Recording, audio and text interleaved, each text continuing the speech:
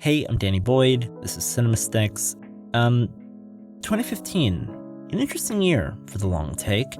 Of course, we got the international release of Birdman, a 2-hour film made to look like a single unbroken shot through various camera tricks, CGI. And on the television side, Daredevil, and its out-of-nowhere long-shot hallway fight scene, one of the best things I'd seen in years. And the two, for me, kind of highlight two sides of that coin. On the one hand, there's the precision and stamina required to even execute, frankly, anything for that long in camera without the aid of post-production.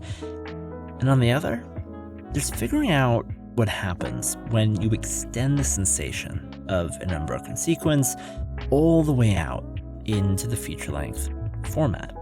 Neither of these ideas were new, of course. The influences on Daredevil are quite clear. Multi-minute, multi-compositional long shots date back to at least the early 40s, and Birdman was by no means the first one-shot style movie to hide all its cuts. Well, I'm not surprised. I mean, it's pretty small. But what if I told you that same year, 2015, we got a film that managed to do both? No cuts, no hidden ones, at a length that would end up being longer than 2 hours, and in fact, the longest single shot in film ever. Actually, the first thing I ever had was I was daydreaming about robbing a bank.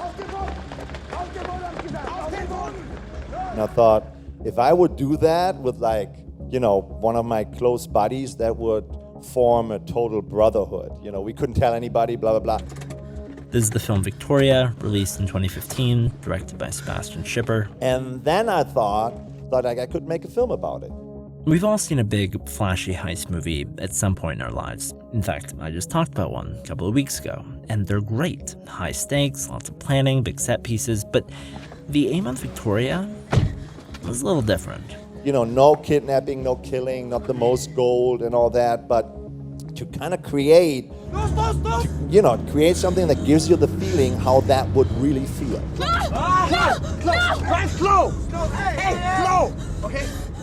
And to achieve that feeling on camera, the experience of actually going through with something like that, the circumstances that might lead you to that point, the trauma and euphoria that follow it, Schipper opted for a near impossible task. Shooting the entire movie, all 128 minutes, 22 locations, in and out of cars, buildings, elevators, up and down the streets of Berlin, all in one unbroken shot. Hey, Mann, lass mich schon mal quatschen. Lass mich schon mal, what's your name? Victoria. Victoria, I'm Sonne, nice to meet you. How?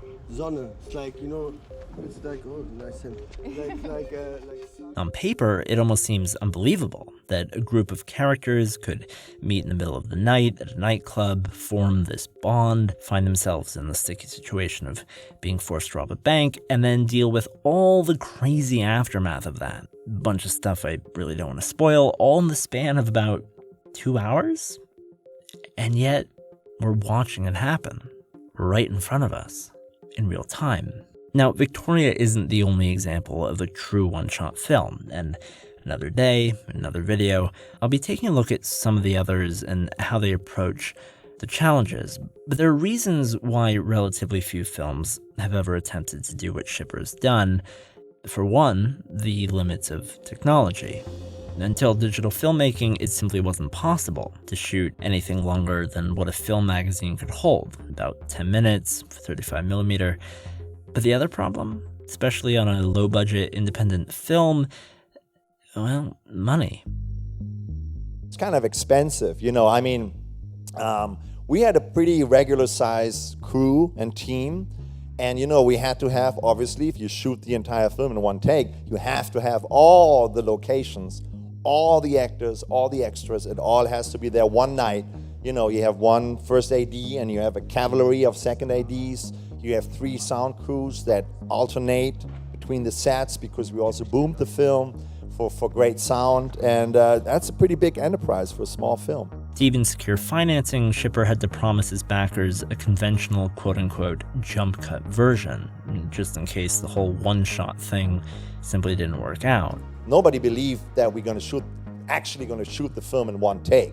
So I told them, if I can't pull it off, I'm going to give you a jump cut version that's still going to be wild and crazy and great, you know. But of course, in the back of my mind, I was totally aiming for the one take. One take, which they had the budget to do just 3 times. The first attempt? Well, it was too restrained. Everybody was too careful, too afraid to mess up. The second? Total opposite problem. All the actors just went crazy. But here's the thing. After the second take, first one really lame, second one really stupid, and we had money for one last one. So it was 48 hours before we shot this last take. I, for the first time, had the chance to see this jump cut version. You know, this really crazy, thrown together edit of the film. It didn't work. Schipper said the whole emergency edited version was just, it was lifeless. It was horrible. It was dead.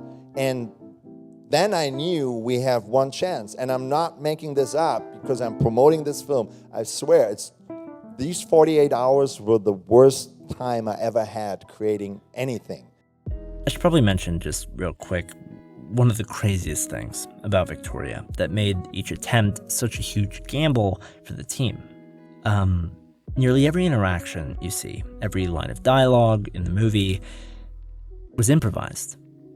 Laia Costa, who plays Victoria, says Schipper had 2 rules. 2 rules from Sebastian's direction. It was you cannot repeat the same action and you cannot repeat the same sentence ever in the rehearsals and in the one takes. Yeah, like that was your shop. It was, yeah, it is my shop. I told them what's going on. I didn't tell them what to say. Say goodnight. I told them fight or flirt or get to know each other or have a panic attack. But the way they choose to, how they're going to communicate that, if they're going to talk, and what words they're going to use, it was totally up to them. So long as whatever they said was brand new every time. No, that was really important that they don't put together the best of compilation in their heads and then they tick boxes again. I can only feel what you feel. And if it's just a replication, so I told them don't repeat anything good. That just go in and let it happen and don't think about best of moments you had in the rehearsals. What's impressive about essentially improvising an entire movie isn't just knowing how to fill in that space, it's knowing when to initiate the transitions between the established story beats. Sometimes this can be done by the crew. Most of the time, it's up to the actors. In rehearsals, well, that's one thing, but a 2+ hour take, you're on a tightrope without a net. And the director is on the sidelines. He or she can't correct you, guide you, tell you what is or isn't working.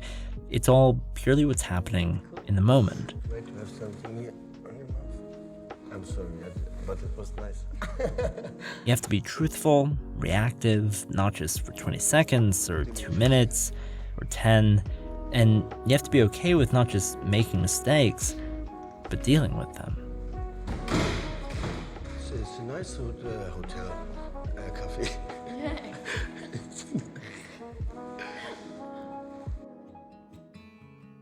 Needless to say, the third attempt, the third take, was a success. The authenticity of the film, the capacity and dedication of the actors is beyond words, as well as the crew, and of course, Victoria's cinematographer, who rightfully gets top billing at the end of the movie.